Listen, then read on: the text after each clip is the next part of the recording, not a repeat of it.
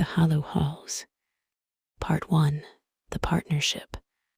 Rain hammered the windows of Precinct 14 like impatient fingers demanding entry. Detective Marcus Chen sat at his desk, tie loosened, sleeves rolled to his elbows, staring at a photograph of a smiling family. The Hendersons. A mother, father, and 2 children who had vanished from their home 3 nights ago without so much as a broken lock or a disturbed carpet. Marcus was 34, built like someone who'd once been an athlete, but had since replaced morning runs with late-night coffee. His dark hair was always just slightly too long, and his eyes had the permanent squint of a man who'd seen too many things he couldn't unsee. He believed in evidence, in patterns, in the cold, clean arithmetic of cause and effect. The door to the bullpen swung open, and Marcus didn't need to look up to know who it was. The scent of jasmine perfume and something else, sage maybe, or some herb Marcus couldn't name, announced her arrival. "You're late, Vance." "I'm exactly on time." "You're early." Alina Vance dropped into the chair across from him, her long auburn braid swinging over her shoulder. She was shorter than Marcus by half a foot, her features sharp and watchful, with pale green eyes that seemed to catch light that wasn't there. Where Marcus wore suits, Alina wore a leather jacket over a black turtleneck, jeans, and boots that had seen real weather. A thin silver chain disappeared beneath her collar. "Captain assigned you to me?" Marcus asked, already knowing the answer. "Surprise," she grinned, dropping a file onto his desk. "The Henderson case. And before you start, yes, I know my methods are unconventional. Yes, I know you think I'm a walking horoscope. But I close cases, Chen, and I close them fast. You close them because you get lucky. I close them because I listen to things you refuse to hear." Marcus sighed and opened the file. "Captain Reyes briefed you." She did. Family of 4 vanished. No signs of struggle. Neighbors heard nothing. Security cameras on the block showed nothing coming in, nothing going out.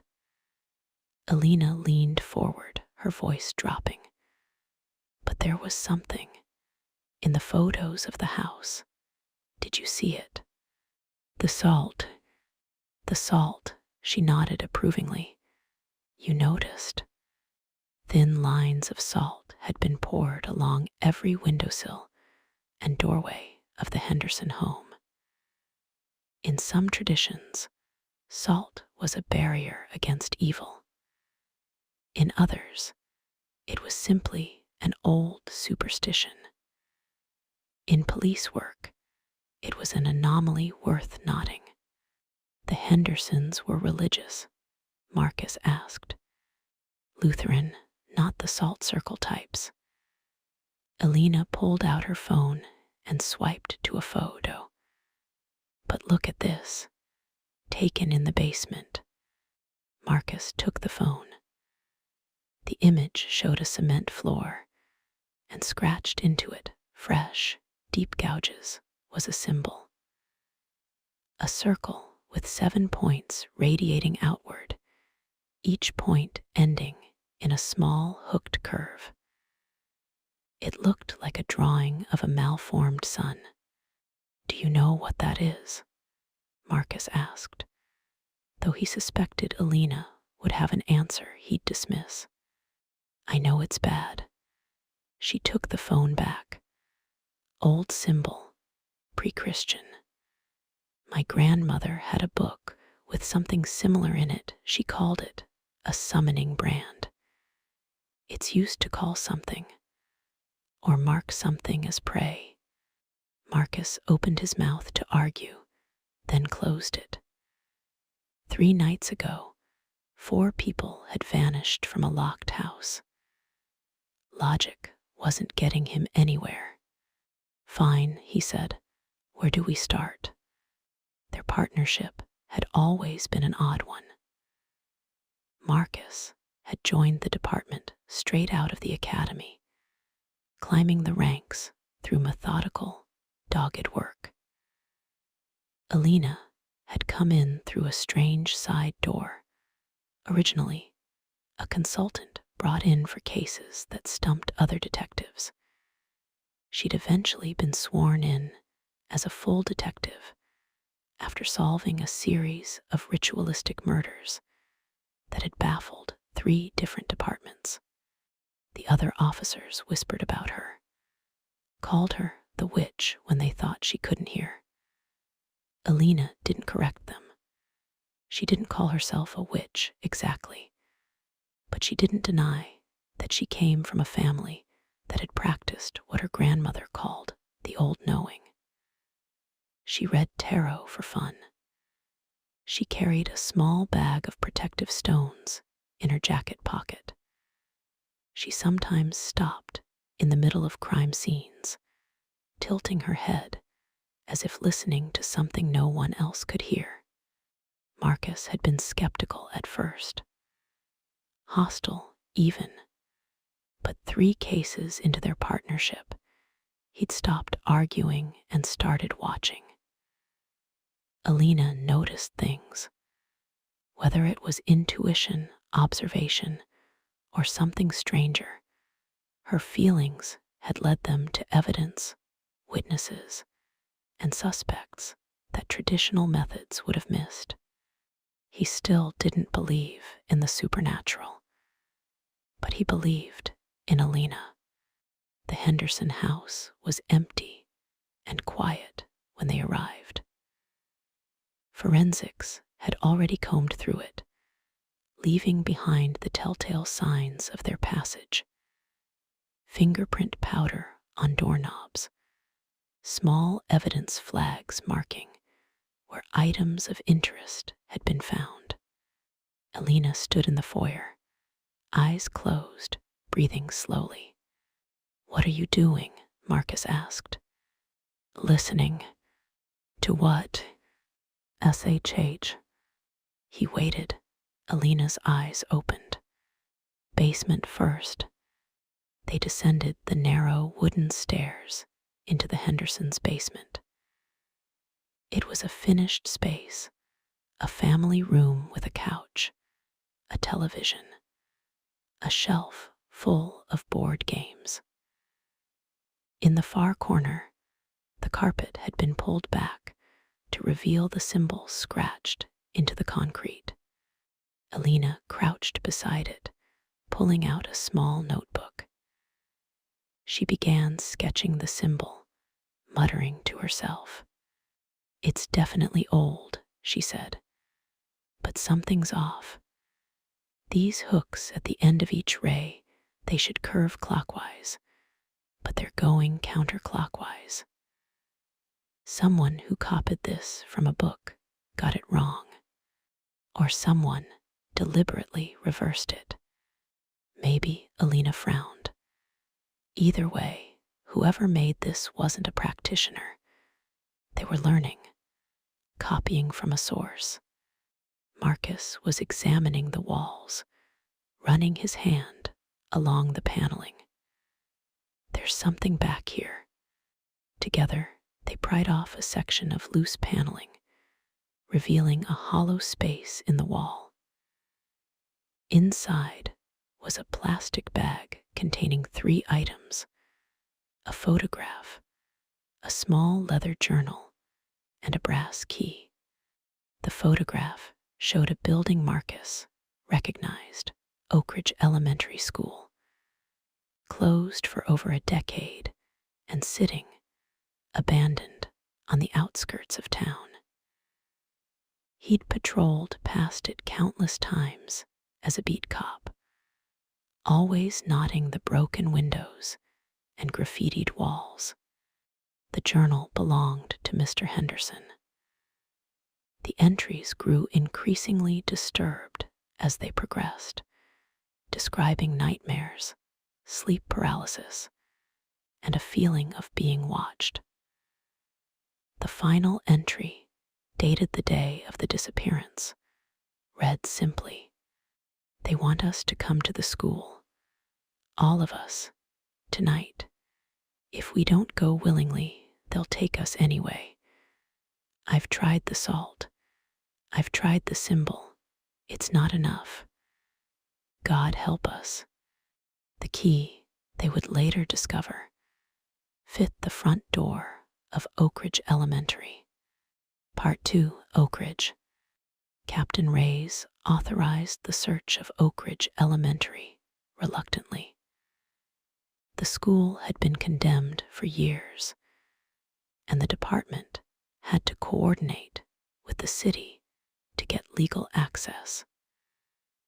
By the time they had approval, 48 hours had passed. During those 48 hours, 3 more families vanished. Each disappearance followed the same pattern: locked houses, salt on windowsills, no signs of struggle, and a symbol somewhere in the home scratched into floors, etched into walls, burned into wooden surfaces. And in each home, buried or hidden, was a photograph of Oak Ridge Elementary. 12 people, Captain Reyes said, packing the briefing room. 4 families, all gone. We're going in tonight with a full tactical team. Chen, Vance, your lead. You've been on this from the start. The tactical briefing was thorough.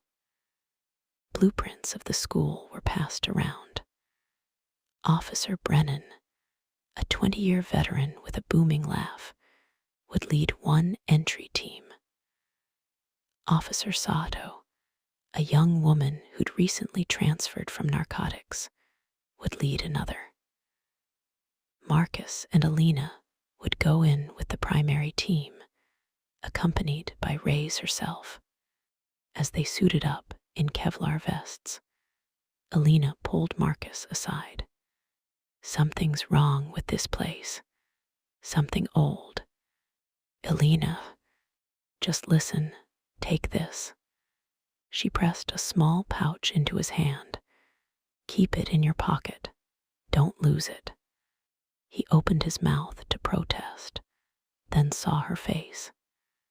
She was serious. More than serious, she was scared. He'd never seen Alina scared.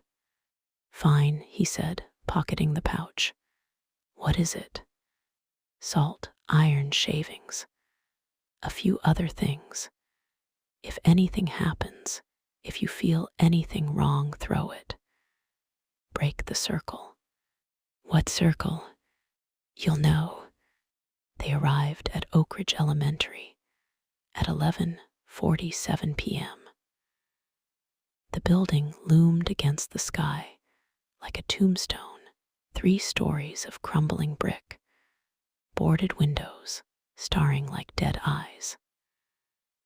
The playground equipment out front was rust-eaten and twisted, and the chain-link fence surrounding the property sagged in places where children had once cut through to explore. Officer Brennan's team breached the main entrance. Officer Sato's team took the rear. Marcus, Alina, Captain Reyes, and 4 other officers entered through the side door. The interior was exactly what you'd expect from an abandoned school. Peeling paint, broken tiles, lockers hanging open and rusted. Their flashlight beams cut through the darkness, revealing children's drawings still pinned to a classroom wall. Their colors faded to ghosts. "Radio check," Reyes murmured. The two other teams responded in turn. They moved slowly, methodically, checking each room.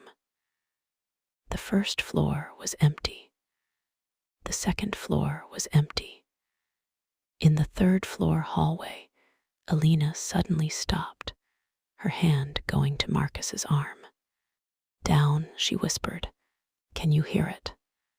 He strained to listen. At first, nothing. Then, faintly, underneath the building's creaks and groans, he heard it. Voices. Muffled, many. "Basement," Marcus breathed. The basement of Oak Ridge Elementary was where they found the hostages. All 12 of them. Bound with rope, gagged, sitting in a circle in what had once been the school's boiler room. They were disheveled, terrified, but alive. In the center of their circle was the symbol, the 7-pointed sun, but drawn correctly this time, the hooks curving clockwise. It was painted on the floor in something dark and viscous. The officers moved in fast and professional.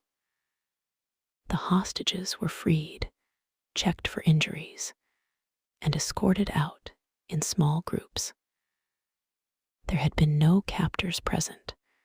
Whoever had abducted the families had left them here alone. "Someone's been feeding them," Reyes noted, examining the water bottles and energy bars scattered nearby. "Keeping them alive for something." Alina was staring at the symbol on the floor, her face pale. "Chen," she said quietly, "this is a preservation mark. Keeps the prey fresh." "Fresh for what?" "For whatever's coming to eat." The hostages were evacuated to ambulances waiting outside. Mr. and Mrs. Henderson, their children, 3 other families, all accounted for, all alive. The Hendersons' eldest daughter, Emma, 12 years old, clung to her mother and whispered something that made Marcus's blood run cold. "Don't let them take us back. Please, don't let them take us back." Reyes was coordinating the evacuation. Brennan was organizing the perimeter. Sato was logging evidence. The operation was winding down, a successful rescue, and the press would eat it up in the morning. Marcus and Alina stood at the school's side entrance, watching the ambulances roll away. "We should double-check the basement," Marcus said. "If someone's been using this place as a base, there might be more evidence. IDs, plans, names." Alina hesitated. "Marcus, let forensics handle it. Forensics will take days. If there's someone else involved, someone who might try to grab another family tonight, we need to know now." Alina stared up at the dark building. Something in her face had shifted, a tightness around her eyes, a stillness in her shoulders. "Fine," she said, "but quick, in and out, and we stay together." They re-entered the school. The hallways, which had felt merely abandoned before, now felt different. Watchful. Marcus told himself it was his imagination. They descended to the basement. Their flashlight beams traced the walls, the pipes, the concrete floor. The symbol was still there, painted in what Marcus now suspected was blood. "Let's make this fast," Alina said. They searched methodically. A canvas bag in one corner held rope, duct tape, and a box of energy bars. In another corner, behind a rusted boiler, Marcus found something else, a journal thicker than Henderson's, bound in cracked leather. "Elena," he called, "look at this."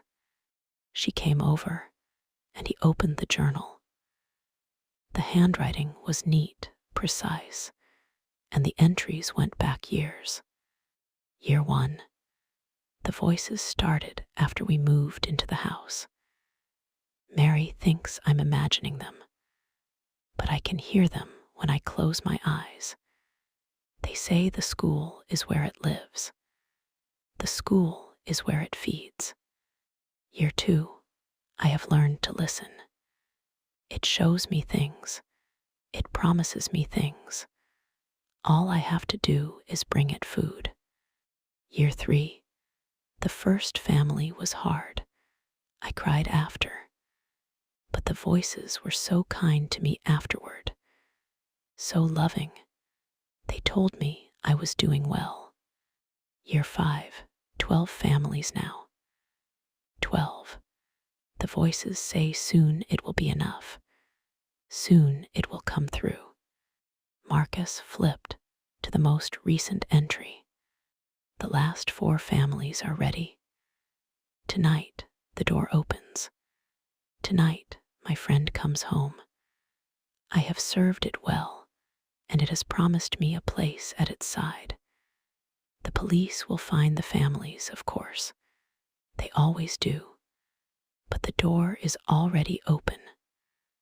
Once they enter the basement and break the protection circle, the threshold is set. The school becomes the mouth. They will not leave. Marcus felt his blood freeze. He looked at Elena. Her face had drained of color. "The symbol," she whispered. "We walked through it when we freed the hostages.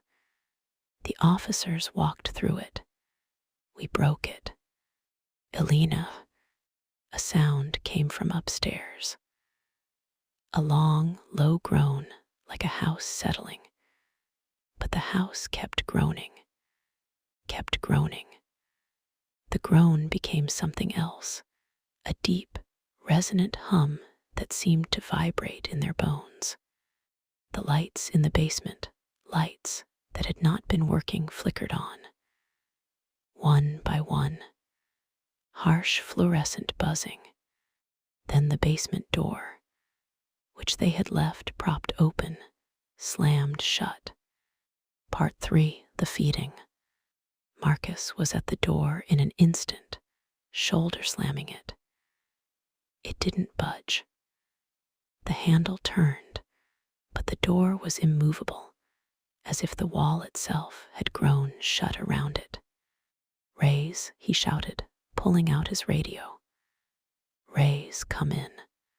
Static, and beneath the static, a whispering.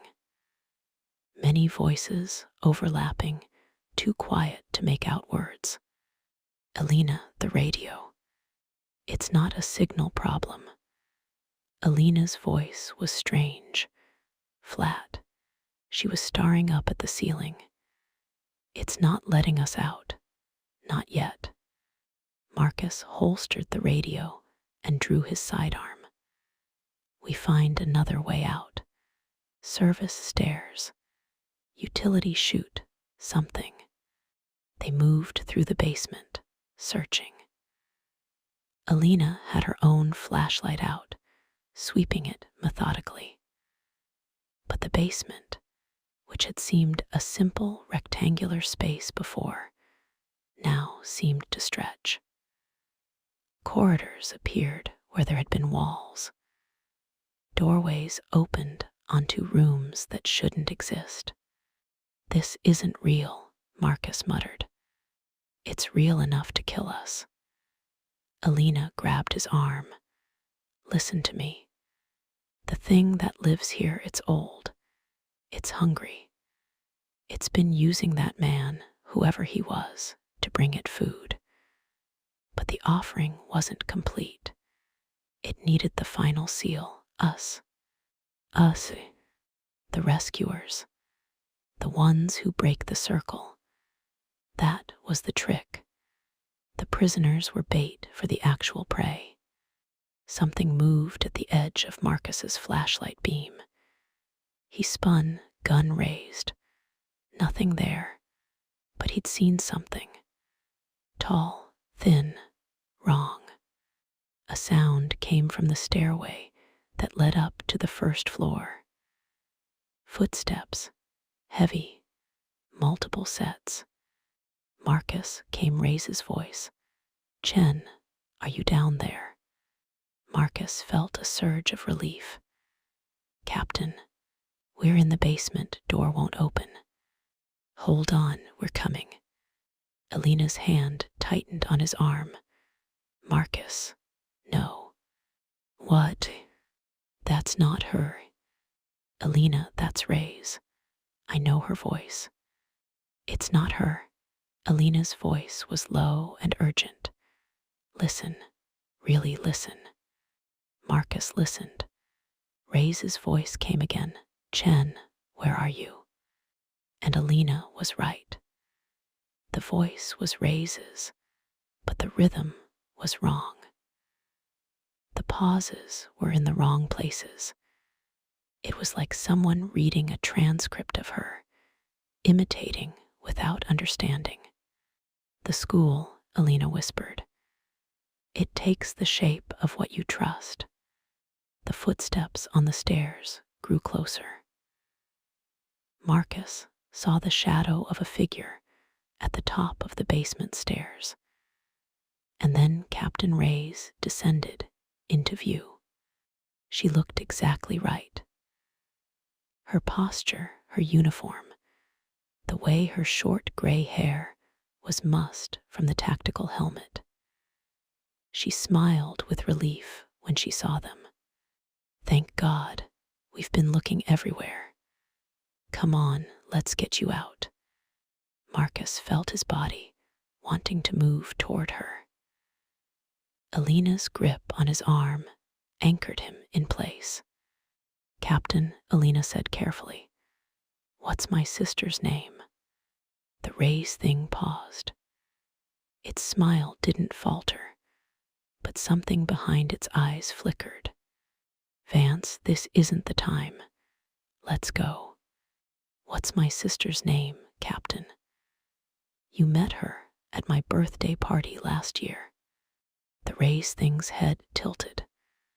Slowly, farther than a human neck should comfortably allow. "Come with me," it said, and its voice had changed. It was still Ray's voice, but underneath it, there were other voices. Many voices, a chorus speaking in unison. Alina's other hand went to the pouch at her belt. She threw a handful of salt and iron at the thing. The Ray's thing shrieked. It was a sound that Marcus would hear in his nightmares for the rest of his life, a many-throated wail that seemed to come from everywhere at once. The thing's face split open, revealing not bone and blood, but darkness. A darkness full of teeth. Then it was gone. Marcus was breathing hard. "Alina, run." They ran. The basement had become a labyrinth. Corridors twisted back on themselves. Doorways opened onto classrooms filled with desks, tiny desks for tiny children. But the children's drawings on the walls showed things that made Marcus's stomach turn. Figures without faces. Houses with too many doors.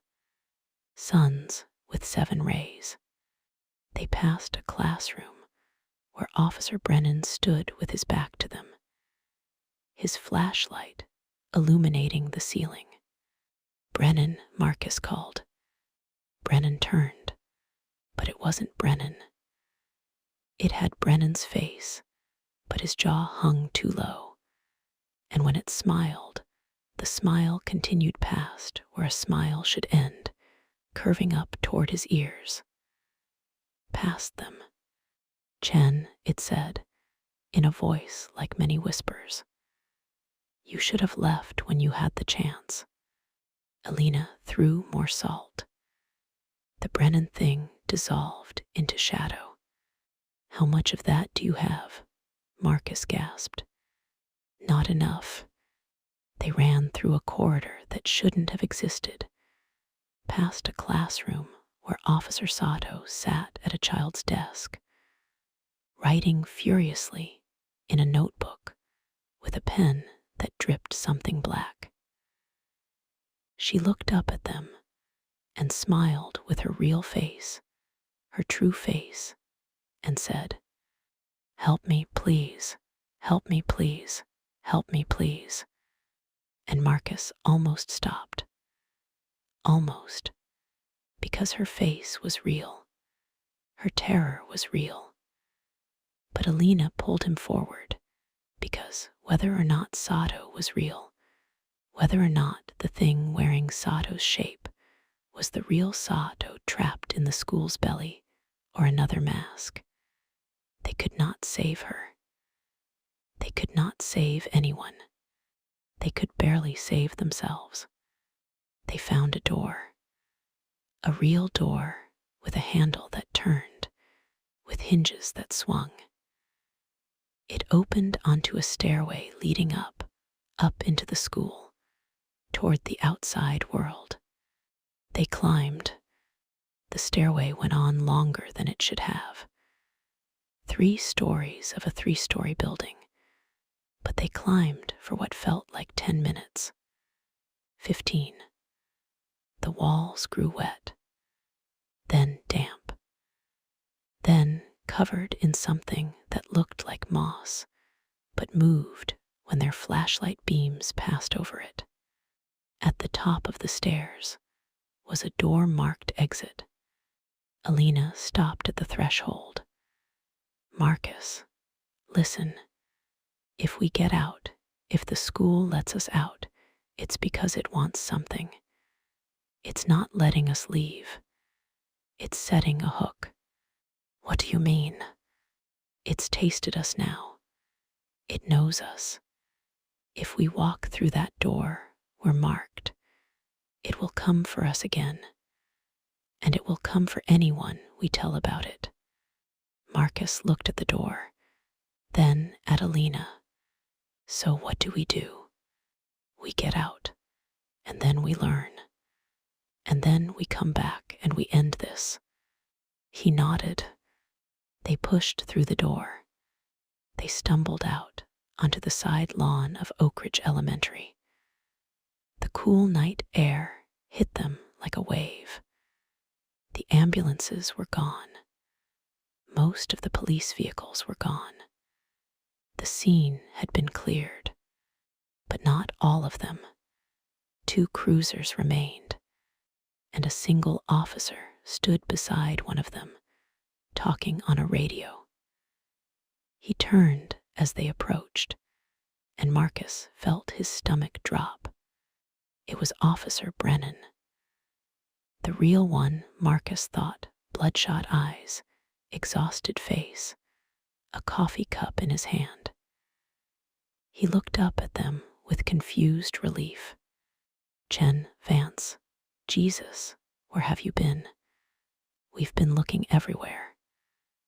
Reyes was about to call a search team back in. Alina was rigid beside Marcus. Her hand was on her salt pouch. Brennan noticed. He raised his eyebrows. Vance, you good?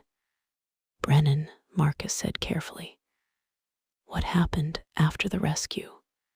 What do you mean, what happened? We cleared the scene, got the families to the hospital, and then you 2 went back in and didn't come out. What the hell took so long in there? Alina and Marcus exchanged a glance. What time is it? Alina asked. Brennan looked at his watch. 3:47 a.m. Marcus felt the world tilt. They had re-entered the school at approximately 12:30 a.m. They had spent 30 minutes in the basement, at most. Maybe an hour in the corridors. 3 hours. They had been inside for 3 hours. Brennan, Marcus said slowly. Ask me something only I would know. What? Ask me something. A question. Something only I could answer. Brennan stared at him. Chen, have you lost your mind? You guys need the hospital. Alina relaxed slightly. The question itself, the confusion, the irritation, the real human bafflement felt authentic. In a way, the Ray's thing and the Brennan thing in the basement had not. We're okay, Marcus said. We're okay. Take us back to the precinct. They didn't tell Brennan. They didn't tell Ray's. When they reached the precinct and found her there, arguing with someone on the phone. They didn't tell the debriefing officer or the paramedics who checked them out. They told the official story. They had gone back in to check for evidence, had gotten turned around in the basement, had been unable to reach anyone by radio, had eventually found a way out. Officer Sato, they were told, had been found during the rescue. She'd been fine. She'd gone home hours ago. The Sato in the basement had not been her. Captain Reyes pulled Marcus aside in her office. Chen, you and Vance both look like you've seen a ghost. Are you telling me everything? Marcus looked at her really, her familiar tired eyes, the scar on her chin from an old case, the slight slump of her shoulders after a long operation. She was real. She was his captain.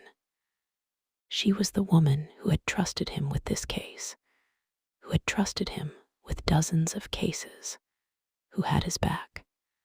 We're fine, Captain, he lied. Just need to sleep. Go home, take tomorrow. Hell, take the week. We rescued 12 people tonight. You did good. He nodded and left. Outside the precinct, Alina was waiting by her car. She looked as exhausted as Marcus felt. How do we stop it? He asked. We research. My grandmother's books, her network. There are people who know things, real things, about what lives in places like Oak Ridge. We find them. We learn. And then we come back and we end it. And if we can't end it, Alina looked up at the sky. It was beginning to lighten at the edges, dawn approaching. Then we contain it. We warn people. We make sure no one ever sets foot in that school again. Alina, Marcus hesitated. When we were in there, the thing that looked like Sato. You think the real Sato was ever in there? She looked at him for a long moment. I don't know. I don't think so. I think it was just another mask. But I can't be sure. And the people, the ones we rescued, are they safe? Alina's face was grim. The school tasted them. It knows them. We got them out of its belly, but I don't know if we got them out of its reach. Marcus thought about Emma Henderson. Don't let them take us back. We have work to do, he said. A lot of it. They stood in the precinct parking lot as the sun began to rise. 2 detectives who had seen something that wasn't supposed to exist, who now carried that knowledge like a wound that would not close. Behind them, the city was waking up. Commuters were starting their cars. Coffee shops were opening. The world was returning to its normal, solid, explicable rhythms.